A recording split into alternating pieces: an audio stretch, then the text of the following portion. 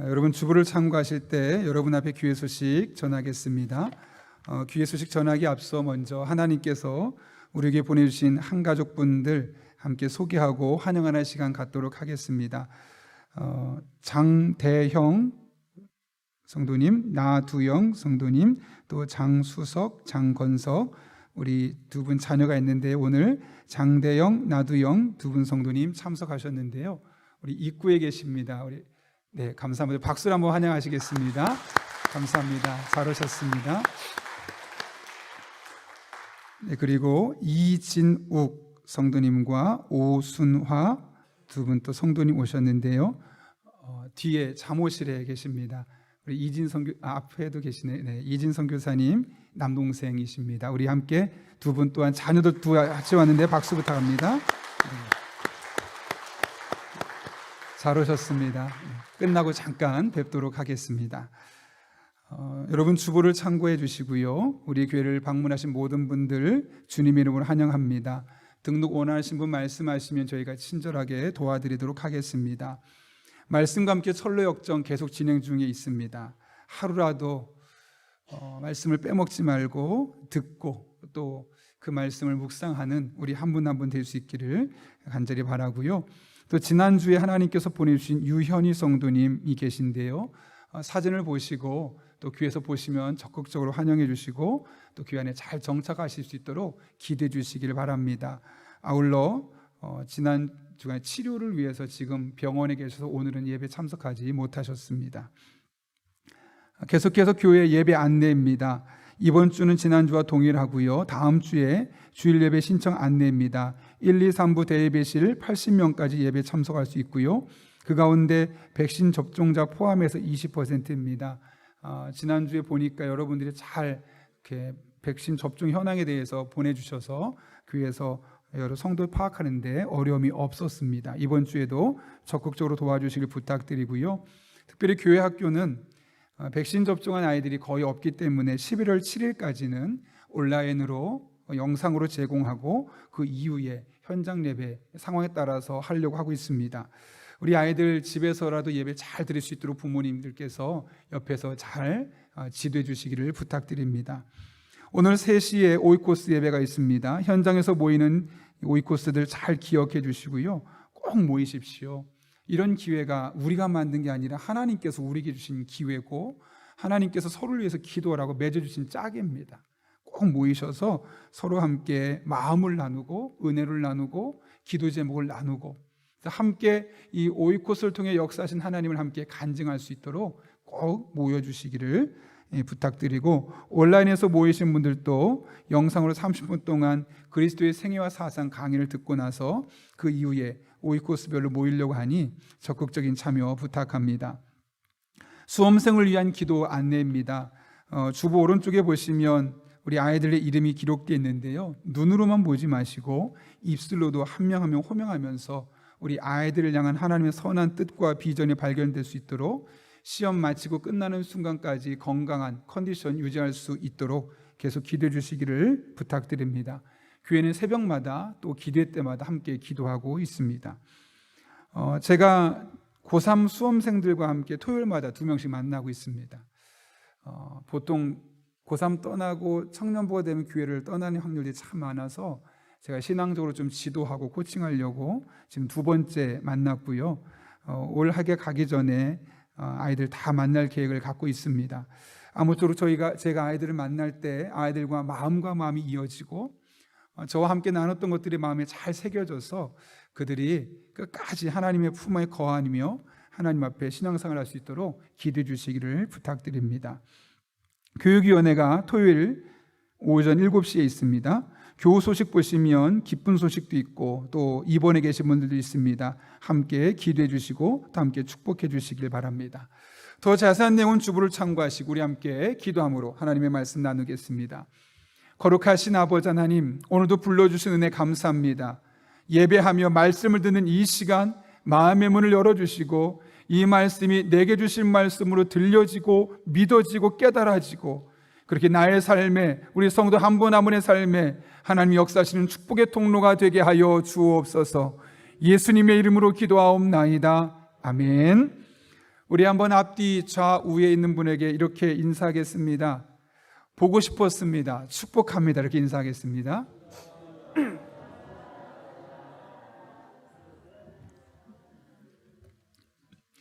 저도 여러분 보고 싶었습니다. 그동안 잘 못 배웠던 분들 얼굴 보니까 너무너무 좋습니다.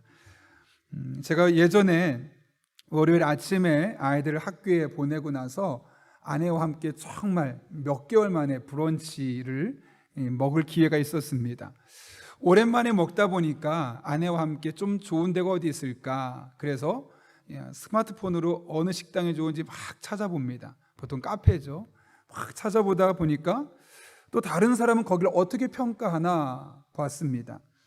대부분 5점 만점에 4.3에서 4.5점 정도 점수를 주더라고요. 그런데 제가 폭풍 검색을 하던 중에 5점 만점에 4.8점짜리를 발견했습니다.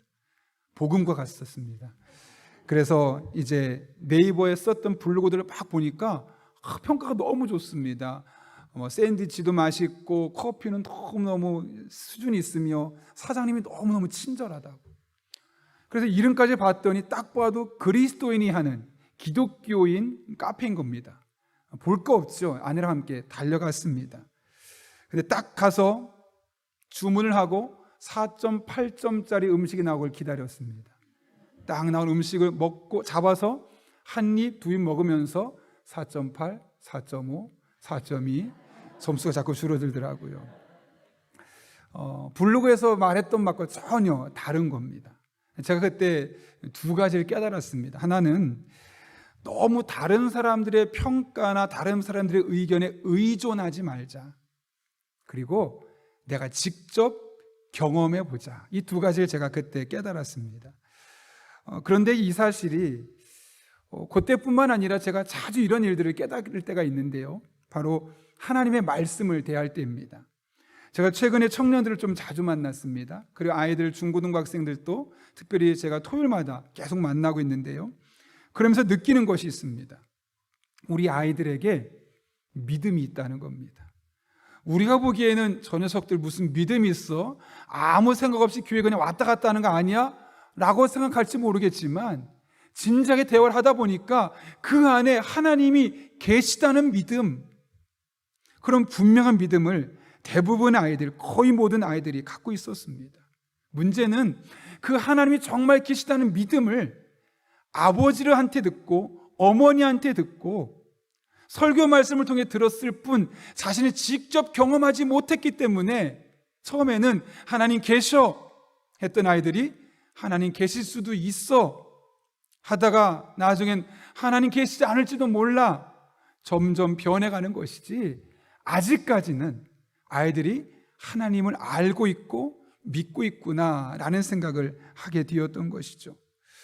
여러분, 이런 상황에서 아이들이 하나님을 나의 하나님으로 직접 경험하지 못하고 부모님께 듣고 혹은 설교를 통해 듣기만 하기 때문에 조금 힘든 일이 생기면, 또 계속해서 하나님을 만나는 일이 없게 되어지면 자기도 모르게 믿음이 흔들릴 수밖에 없었던 것이죠.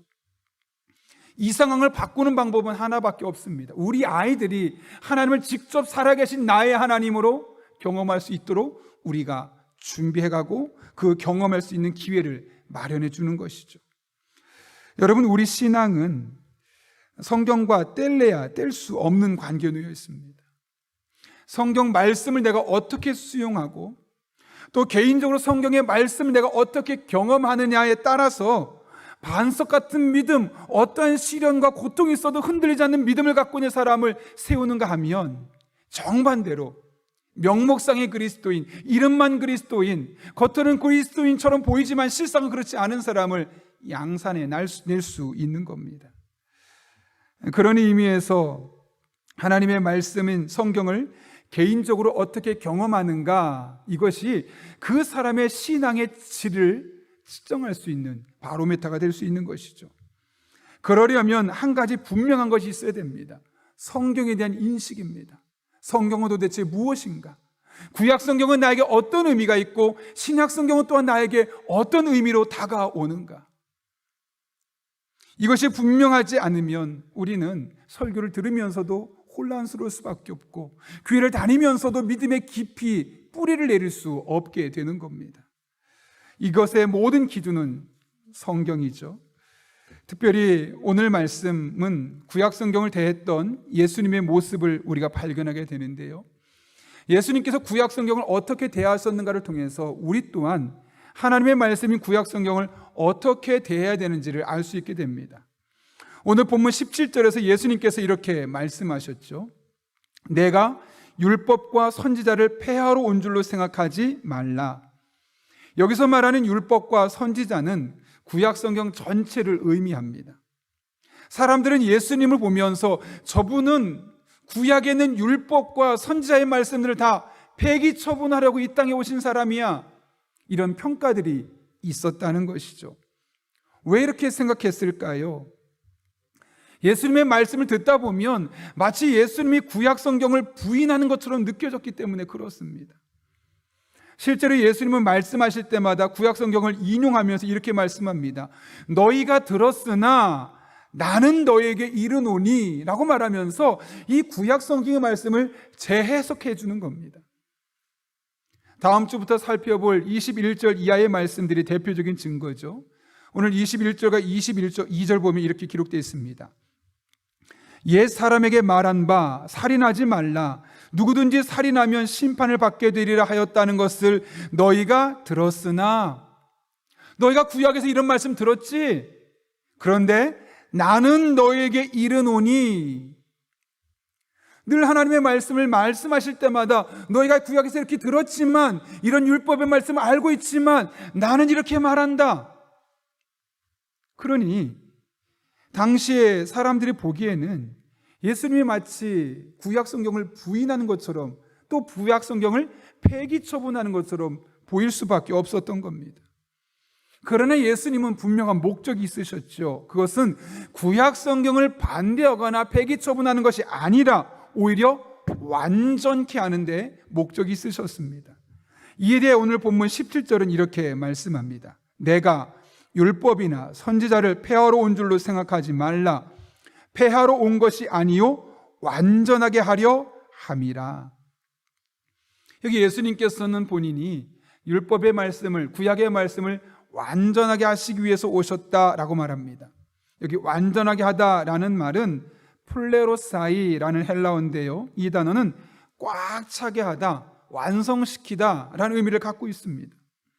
여러분, 그렇다면 왜 예수님은 구약의 말씀을 꽉 차게 완성시켜야만 했을까요?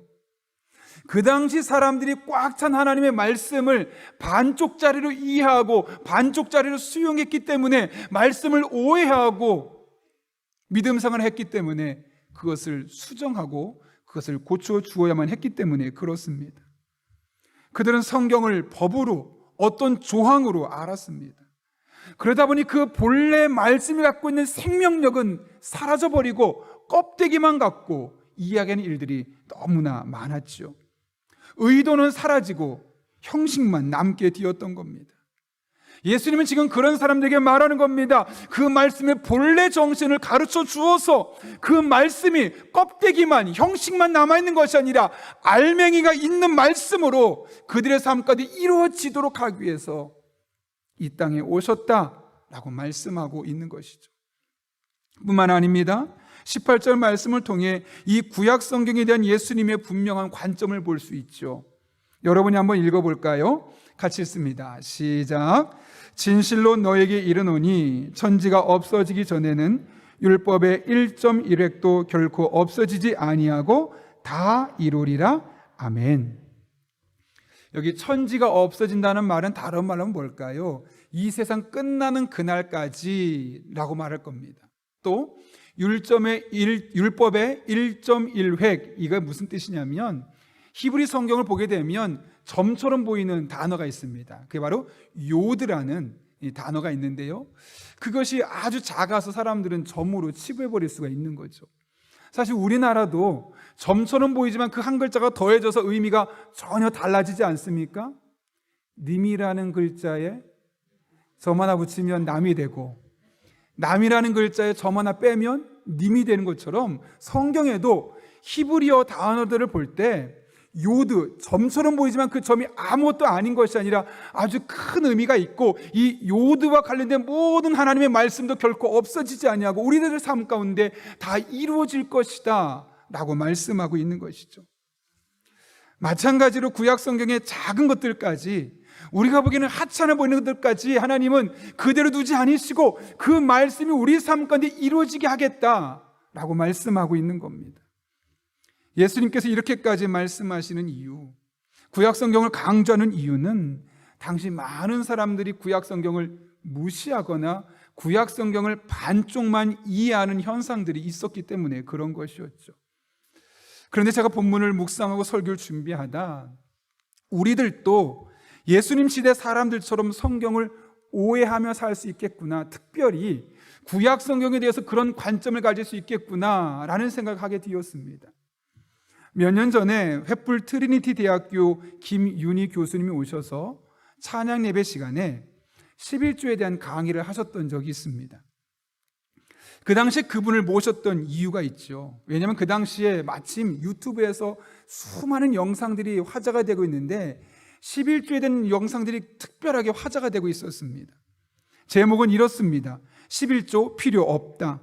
11조가 없어져야 하는 이유, 나는 솔직히 11조 내는 게 너무 아깝다 등 자극적인 제목들로 11조를 내지 말라고 강요하고 있는 것들을 보게 되었죠. 그래서 어떤 내용인가 잠깐 들어가서 클릭해 보려고 하면 이미 수십만 명이 클릭하고 있었던 것을 보게 됩니다. 문제는 그 강의의 그 내용의 일부는 맞는데 일부만 맞지 일부는 틀린 점들이 보이고 있다는 것이죠.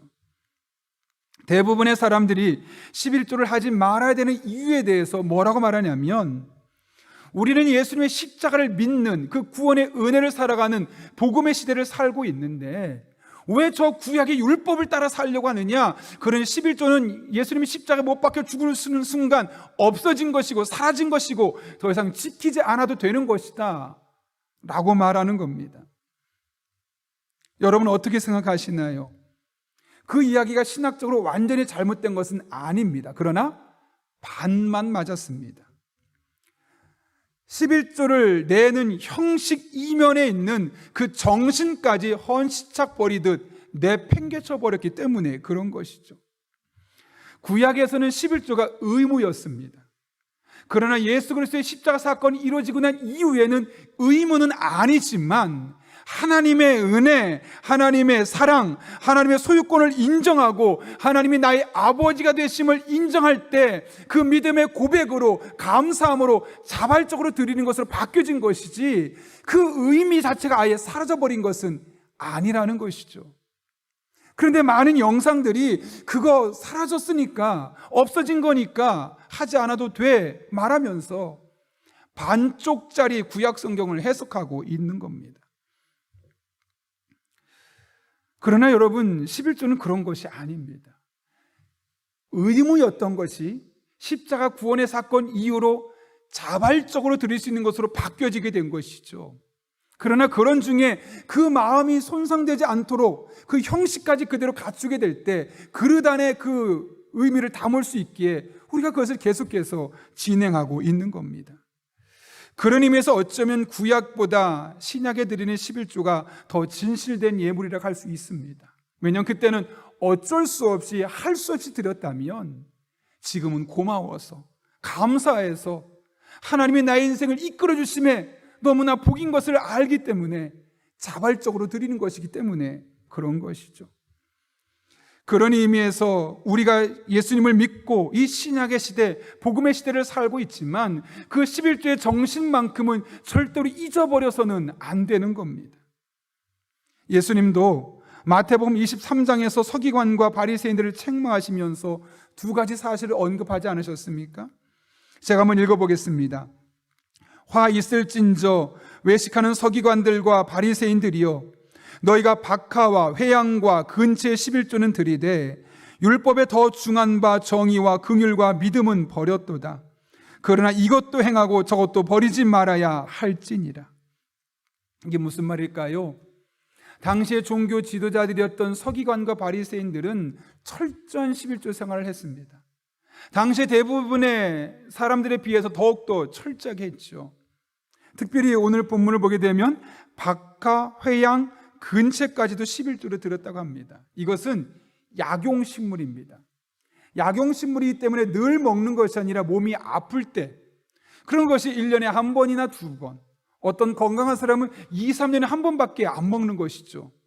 그러면 이것도 11조를 드려야 된다는 사실을 깜빡할 수 있는 겁니다. 그런데 그런 약용식물을 1년에 한 번 혹은 2년에 한 번 먹음에도 불구하고 서기관들과 바리새인들은 끝까지 그 11조를 지키려고, 그 형식을 지키려고 노력했다는 것이죠. 그런데 문제가 무엇입니까? 그 겉으로 드려지는 11조보다 더 중요한 게 무엇입니까? 정의와 긍휼과 믿음, 그 안의 내용, 이게 훨씬 더 중요한데 형식은 있었지만 내용이 없었다는 것이죠.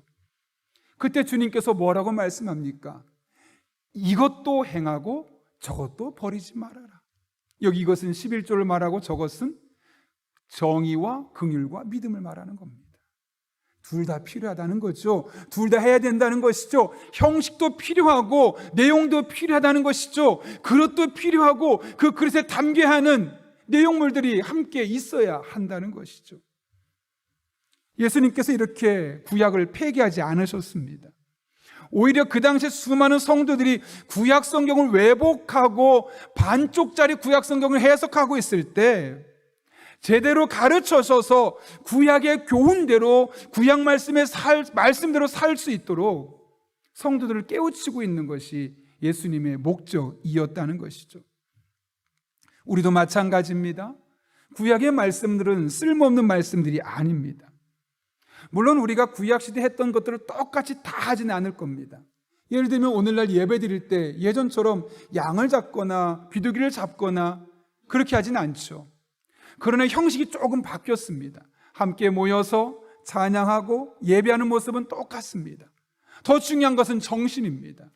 여러분, 형식이 조금 달라졌지만 가져온 이유는 무엇 때문일까요? 이 정신은 형식 안에서 빛을 발하고 이 정신은 형식 안에서 안전하게 보호될 수 있기 때문에 그런 것이죠. 그런 의미에서 예수님께서는 정신을 잃지 않도록, 또한 형식 또한 함께 사라지지 않도록 분명하게 구약 성경의 말씀들을 깨우쳐 주고 있는 겁니다. 그래서 한 신학자는 오늘 본문을 주의하면서 이런 말씀을 냈습니다. 예수를 믿으면 율법을 더 잘 지켜야 한다. 아니, 예수 믿으면 율법 안 지켜도 된다면서요? 라고 말할 수 있겠지만 뭐가 달라졌냐면, 예전에는 율법을 지켜야지만 구원받을 수 있었다면 이제는 율법을 안 지켜도 구원받습니다. 그러나 하나님의 백성이기 때문에, 하나님의 자녀이기 때문에, 구원받은 감육을 갖고 살아가기 때문에 그 율법을 더 자발적으로 지키며 살려고 몸부림치는 것이고, 안 지켰다고 해서 하나님이 우리를 책망하거나 우리에게 벌 주지 않는 이런 변화가 일어난 것이지 율법이 소용없는 것이 아니라는 것이죠. 오히려 정말 예수님을 잘 믿는다면 율법, 구약의 말씀들을 더 잘 지키는 것이 옳다라고까지 이야기하는 것이죠. 우리도 마찬가지입니다. 여러분, 구약 성경을 그동안 어떤 관점으로 바라보셨습니까? 혹시 여러분이 갖고 있었던 생각이 성경적이 아니고 잘못된 생각이 아니었는지를 돌아보길 바랍니다.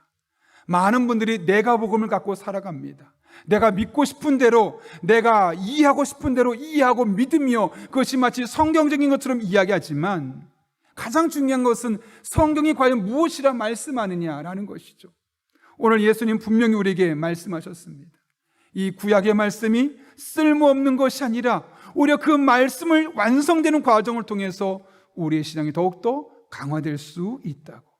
그러므로 구약을 바라볼 때마다 예수님의 관점으로 구약 성경을 바라보고 이 구약의 정신을 마음에 새기고 이 구약의 말씀들을 우리의 삶으로 살아감을 통해서 하나님께서 보시기에 합당한, 하나님께 영광 올려드리는 그런 믿음의 종들 될 수 있기를 예수님의 이름으로 축원합니다. 그런가 하면 예수님께서는 19절과 20절 말씀을 통해서 도대체 그럼 무엇을 목표로 삼고 우리가 말씀을 지켜야 하는가에 대한 부분을 이야기합니다. 오늘 19절과 20절 말씀 같이 한번 읽어볼까요? 읽습니다. 시작. 그러므로 누구든지 이 계명 중에 지극히 작은 것 하나라도 버리고 또 그같이 사람을 가르치는 자는 천국에서 지극히 작다 일컬음을 받을 것이요 누구든지 이를 행하며 가르치는 자는 천국에서 크다 일컬음을 받으리라. 내가 너에게 이르노니 너희 의가 서기관과 바리새인보다 더 낫지 못하면 결코 천국에 들어가지 못하리라. 아멘. 예수님은 너희의 의가 서기관과 바리새인보다 더 나아야 된다라고 말합니다. 여기 의가 도대체 무엇을 말할까요? 예수님 믿고 의롭게 되었다, 구원받았다라고 말했던 의를 말하는 걸까요? 그렇지 않죠. 원문을 보게 되면 의로운 생활, 바른 생활을 의미합니다. 다시 말하면 서기관과 바리새인이 도덕적으로 매우 철저한 삶을 살았다 할지라도 나를 따르는 너희는 그들보다 더 의롭고 더 바른 생활을 하며 살아야 한다라고 말씀하고 있는 것이죠. 그런데 여기 낫다라는 말이 페리슈세라는 헬라어입니다. 질적으로 낫다라는 의미를 갖고 있죠.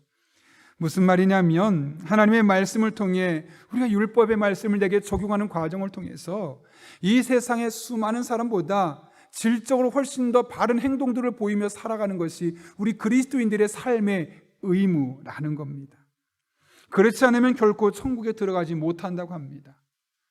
이걸 보면 그럼 의로운 생활, 바른 생활을 하면 천국에 가고 그렇지 않으면 천국에 못 간다는 건가 생각할 수 있지만 오늘 본문은 그런 의미가 아닙니다.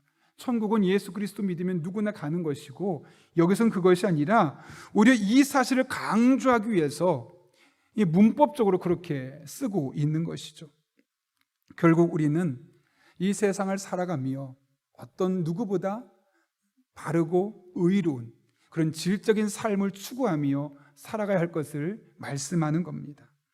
설교를 준비하면서 예전에 CTS에서 내가 매일 기쁘게에서 나왔던 간증들을 묶었던 책이 있는데요.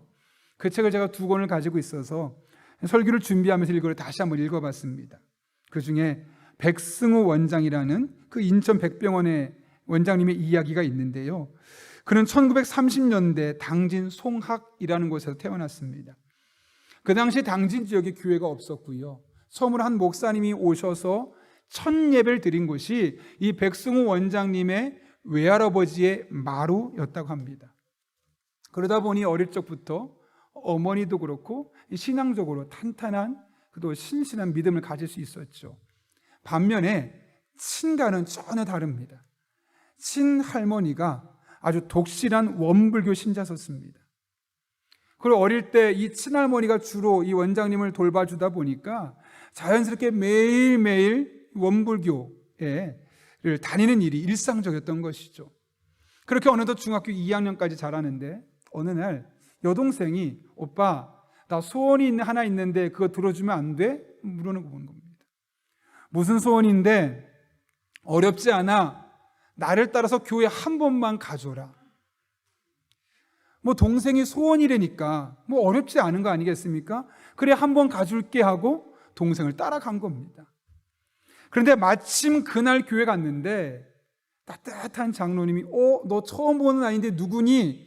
예, 누구누구 오빠예요. 야, 처음 왔어. 잘 왔다. 너무너무 잘 왔다. 야, 너 교육이 정말 잘한 거야. 오늘만 오지 말고 다음 주에 되고 그 다음 주에도 와라.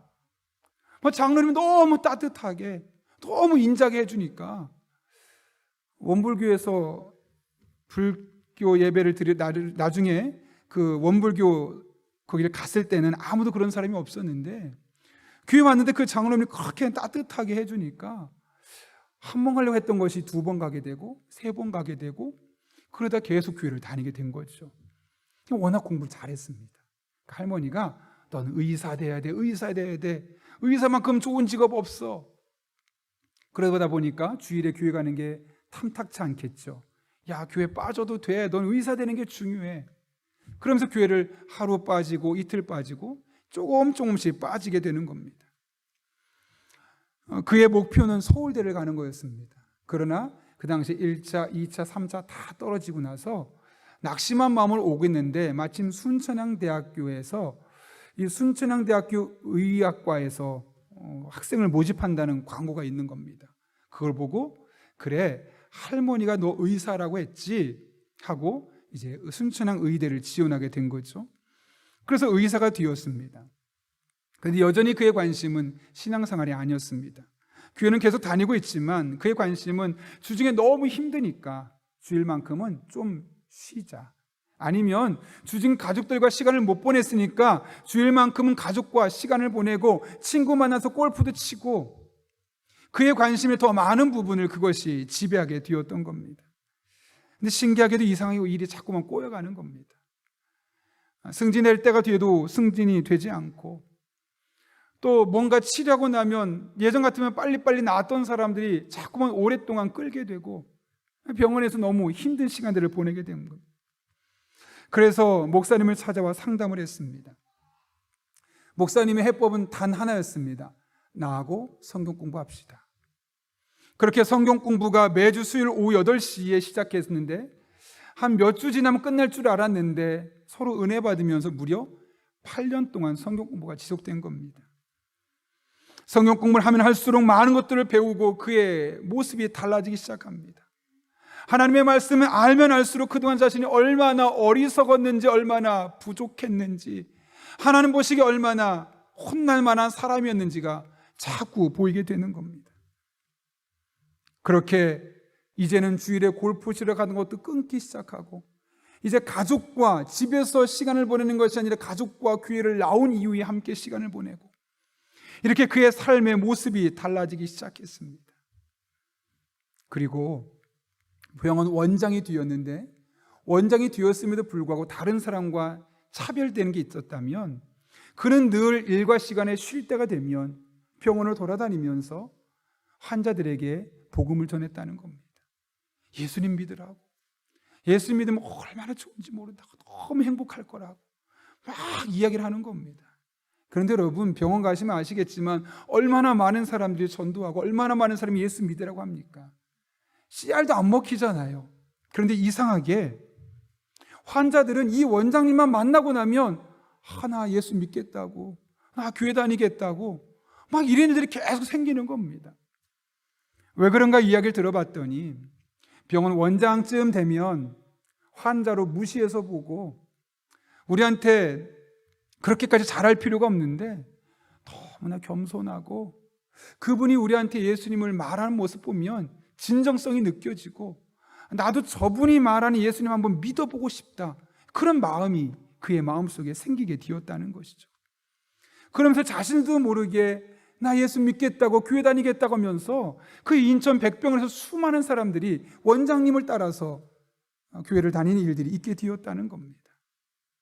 하나님의 말씀 안에서 자신을 돌아보고 말씀의 거울에 자신을 비춰보며 나의 못난 모습을 하나씩 깎아내어 가기 시작하니 인격이 달라집니다. 생각이 달라집니다.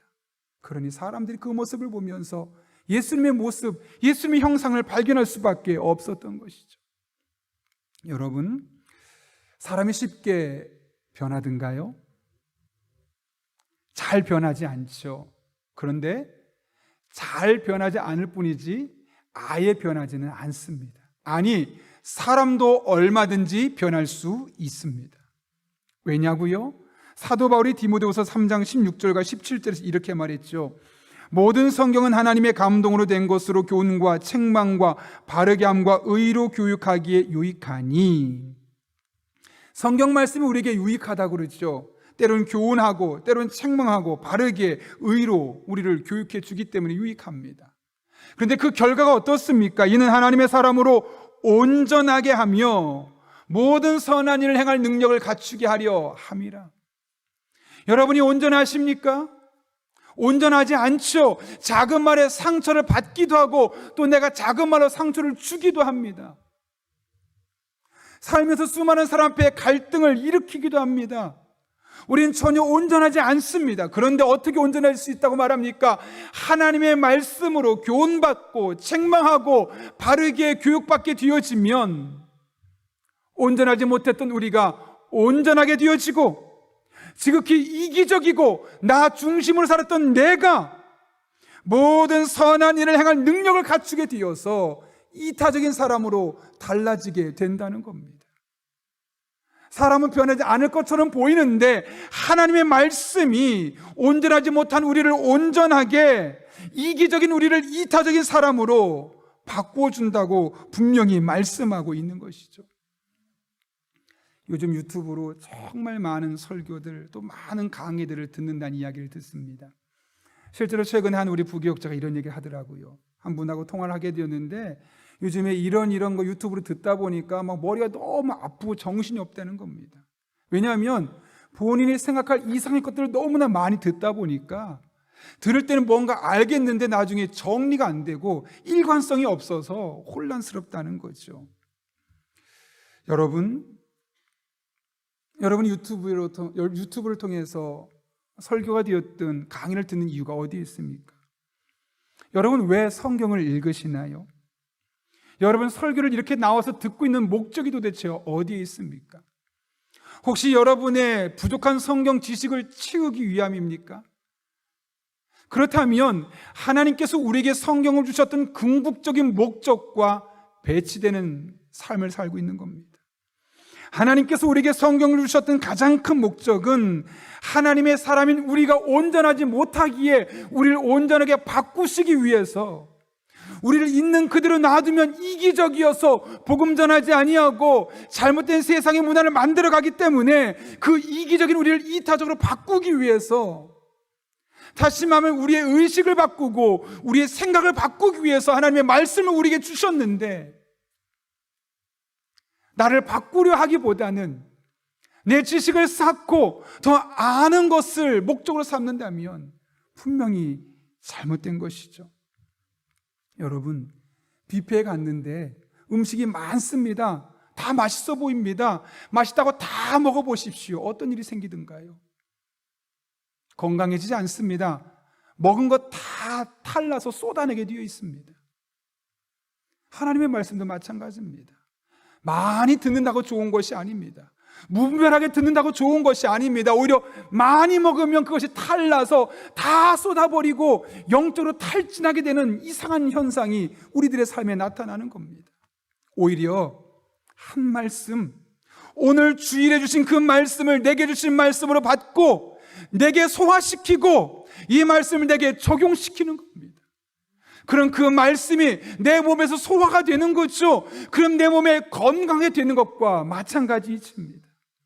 월요일날 주시는 말씀을 읽고 그 말씀을 내게 적용하고 내 인생에 또 소화시키고, 화요일날도 수요일날도 목요일날도 금요일날도 많이 들을 필요 없습니다. 그날 주신 그 말씀을 내게 적용하고 소화시키는 것, 그럼 그 말씀이 내 몸에 양약이 되는 겁니다. 내 영혼을 살찌는 겁니다. 그럴 때 내가 하나님 기뻐하는 바른 삶, 다른 일보다 한 단계 더 높은 수준의 영적인 삶을 살아갈 수 있게 되는 겁니다.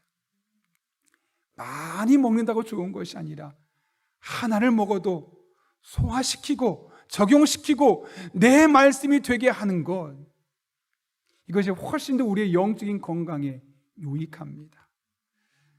여러분, 우리가 하나님의 말씀을 주일에도 듣고 월요일부터 토요일까지 새벽마다 듣고 수요일에도 듣고 때로는 우리가 오후 찬양 예배를 통해서도 듣고 또 그리스도를 본받아라는 과정을 통해서 다양하게 하나님을 가까이 할 수 있는 일들이 있습니다.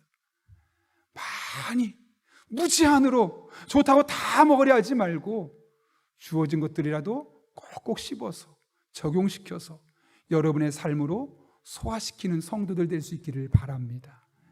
그럴 때 여러분의 신앙이 건강하게 될 것이고, 그럴 때 여러분의 삶이 누가 봐도 그리스도인다운 삶으로 믿지 않는 사람들에게 아름답게 비춰지게 될 것입니다. 이런 은혜를 경험하는 저와 여러분 한 분 한 분 될 수 있기를 예수님의 이름으로 축원합니다. 우리 이 시간 하나님 앞에 기도할 때 한 1분 정도지만 오늘 말씀을 기억하며 두 가지를 기도하겠습니다. 하나님, 제가 하나님의 말씀을 가까이 하되 구약 성경의 껍데기만 보지 않게 하시고 그 정신까지도 다 수용해서 예수님을 잘 믿기 때문에 오히려 율법의 말씀들을 삶으로 실천하려고 노력하는 그런 주의 종 되게 하여 주옵소서.